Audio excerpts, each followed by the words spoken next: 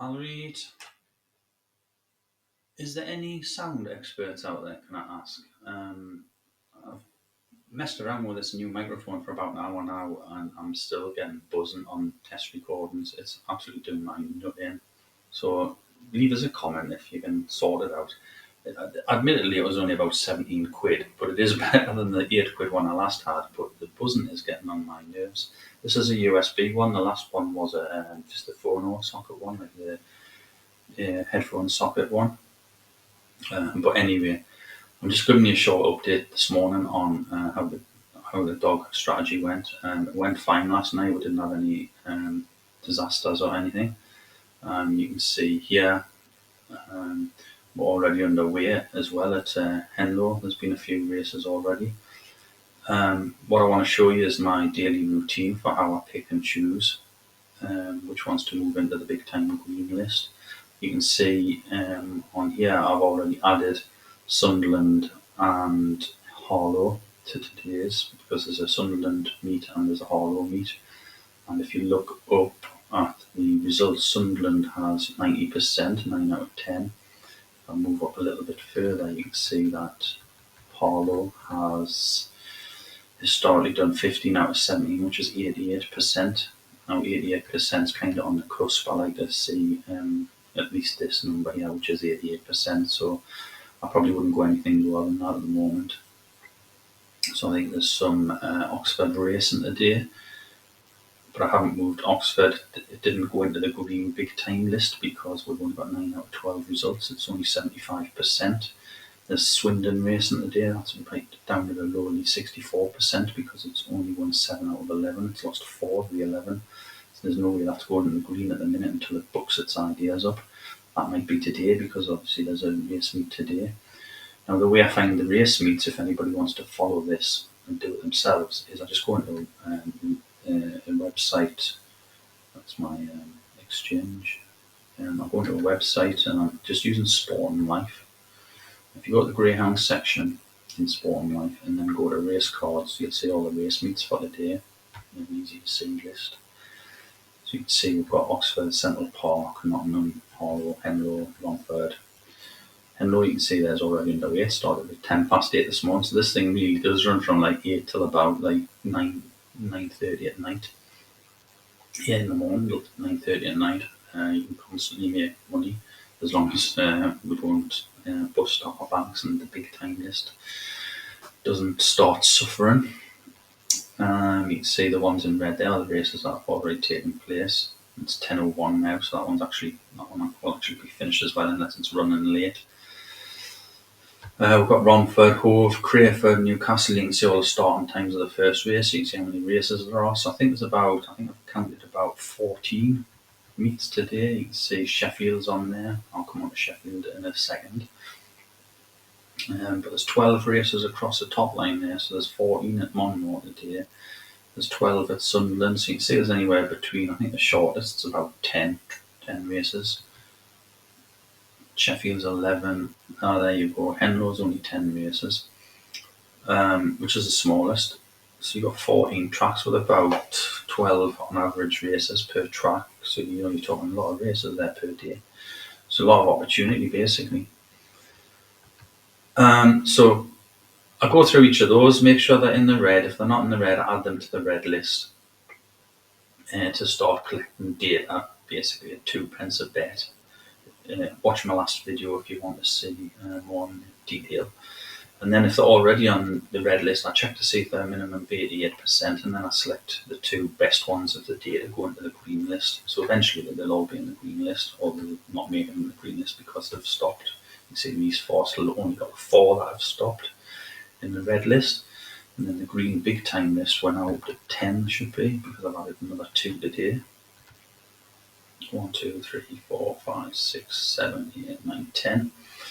And a lot of these 10s, probably about 8 of these who've got meets today, so it should be quite a busy day. So I'm looking forward to that. See how we get on, see if we lose any of these and how much we do lose. Sheffield, I've reset. I bottled it. I've got no kahunas. I've got no big kahunas, and I absolutely bottled it. I thought, you know what, we'll just play it safe. And because if you remember in the last video, the last race at Sheffield, last night, yesterday afternoon it was about 2 o'clock yesterday afternoon, 1 or 2 o'clock yesterday afternoon, the last race we lost.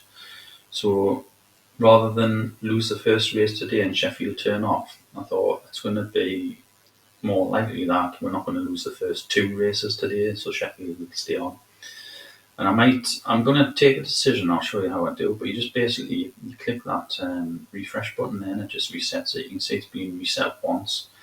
Some of them have been reset once because I just copy like one of the other ones and then just, I should copy one. You have to reset them to get rid of the numbers basically when I copy one. So for example, if I create a new track and I copy Nottingham, the 14 quid comes over, so you have to reset it to get rid of it. But anyway, on Sheffield, you can see here, it's reset the current profit and loss to 0 because I've reset it, and then when you drop it down, you've got no betting history because it gets rid of that as well, even though it's still in the background under this history tab up here.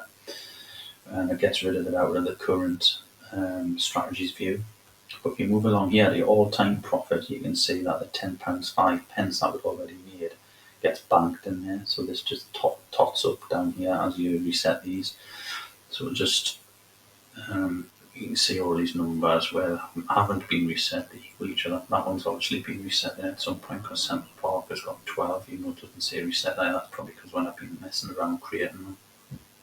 You can see the total profit and loss for Central Park's £18, but currently we've just got £12. And again, Sheffield, if we get a £5 profit in there for Sheffield by the end of play today, then that'll show 15 there. That's how it works in Betfair Bot Manager. So yeah, I bottled Sheffield rather than let it run and lose the first one of the day. We've reset it. So now what it'll do, it'll still only stop after 2 consecutive losses. So we're starting from a fresh slate today. I think looking at Sheffield, if we go back, yeah, it starts at 7:20 this evening, the racing. So like I say, Henlow's on its way. You can see here, Henlow, we're still up to £11. We've won 12 out of 15, which is 80%.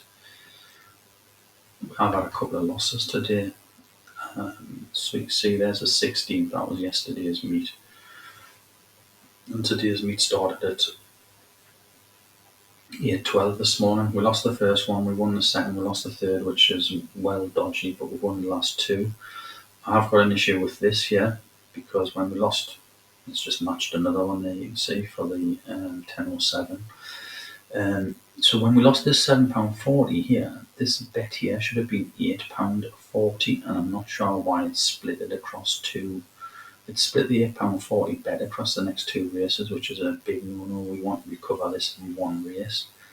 Now, I'd assumed it was something to do with the liability, so £8.40 times by 5 is about 40 odd quid.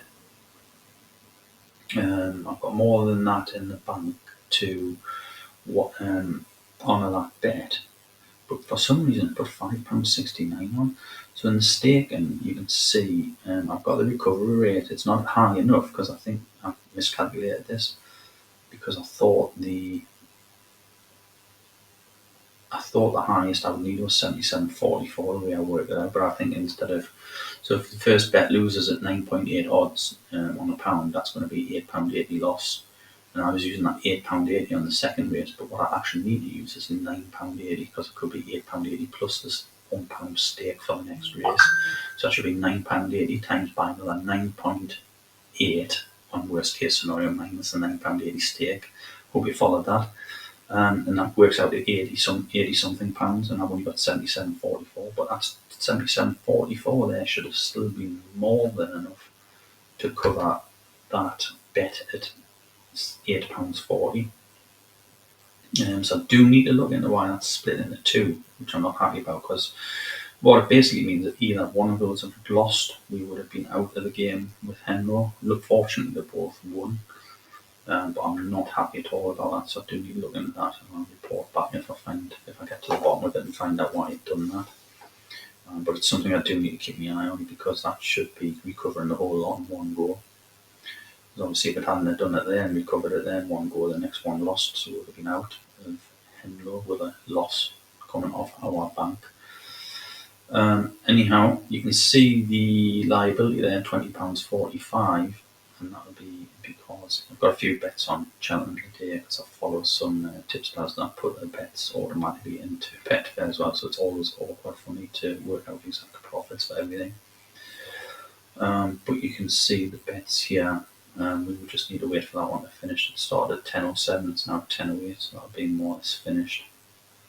And the results will come in shortly, and if 1 and 2 finish first and second, we'll lose that bet. I'm hoping we're going to go on a bit of a winning streak now, because it was a bit sort of it's been a bit hairy this morning on that one, because we've had a couple of losses in 1, 2, 3, 4, 5 results. We've had 2 losses, which isn't ideal, but at the end of the day, as soon as we get 2 losses in a row, this is switching off. That's the other thing as well. This could start chasing its tail if it's splitting into 2 or more recoveries, because if that one had lost here at 271, we would have lost about 15, 14 quid there. 7.2 times 271. Not even more, and that's more like 20 quid, because it's 271. I think it was 2 there. So 271 is close to 3 quid times 7, so that's 21. So see if I would have lost about 20 quid, and then it would have went on £21 here, because we wouldn't have had 2 consecutive losses in a row. That's why we have to make sure the recovery is all done in one go at the next race. It's higher risk, but this would just start escalating really high, because of that issue there, not putting the £8.40 on in one bet on the next bet after losing the bet. So I do need to get to that as a matter of urgency after this video and see why that's happened. I could probably find examples of where it's happened where we have got £8.40 on, so again I'm just not sure why it's only strange numbers on 569. I have to weigh out the liability. That 569 times by 5 minus the 569, I mean that's only about 25 quid. So just put in definitely 77.44.